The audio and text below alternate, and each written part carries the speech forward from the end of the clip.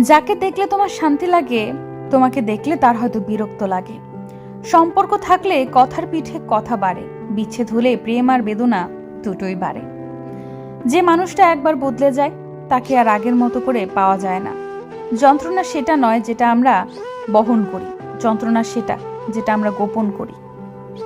আমি ক্ষমা দিয়ে প্রতিশোধ নেব নীরবতার ভাষায়। তুমি ঠকিয়েছো বলে আমিও ঠকাবো, এমন আদালত আমার নয়। কিছু কিছু মানুষের ভাগ্য এমন হয় যে তারা কখনোই নিজেকে শুধরাতে পারে না। দুমুঠো সুখ খুঁজতে গিয়ে চার মুঠো দুঃখ নিয়ে ফিরে আসা আমরা। দুনিয়ার সবচেয়ে জনপ্রিয় বোকামি হলো ব্যক্তিত্ব বিসর্জন।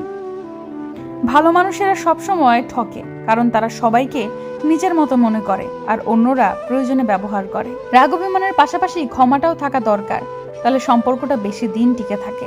আমার অভিমানের ভাষা সে কখনো বোঝেনি, তাই অভিমান না ভাঙিয়ে সম্পর্ক ভেঙে দিল। তুমি স্মৃতি হত্যা করতে এসেছিলে, ভুল করে আমায় হত্যা করে চলে গেলে। আমি তারে জিগাইলাম, কি চাও? সে আমার ভালো চাইলো, আমারে চাইলো না।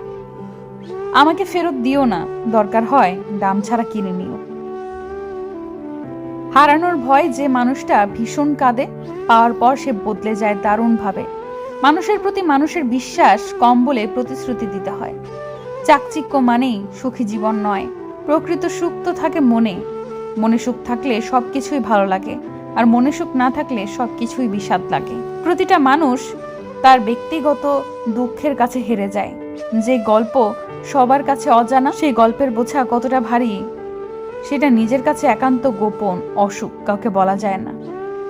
মায়ের মতো করে পৃথিবীতে কেউ বুঝবে না, আবার বাবার মতো করে নিঃস্বার্থভাবে ভালো কোনো পুরুষ বাসবে না। আমি মৃত্যু সমান যন্ত্রণা বুকে চেপে মিথ্যা সুখের অভিনয় করে দিন কাটাই। আর তোমার বিলাসিতার জীবন, তারপরও আরো চাই। অভিযোগ আর আফসোসের শেষ নাই। বাঙালিকে বেশি প্রশংসা করতে নেই, প্রশংসা করলেই বাঙালি এক লাফে আকাশে উঠে যায়। আকাশে উঠে গেলেও ক্ষতি ছিল না, সমস্যা হলো আকাশ থেকে থুতু ফেলা শুরু করে। যেখান থেকে অপমানিত হয়ে ফিরেছেন, কখনো দ্বিতীয়বার সেখানে ফিরবেন না। যোগাযোগের তৃষ্ণায় মারা যাবেন, তবুও যোগাযোগ করবেন না। আবারও বলছি, কখনোই না।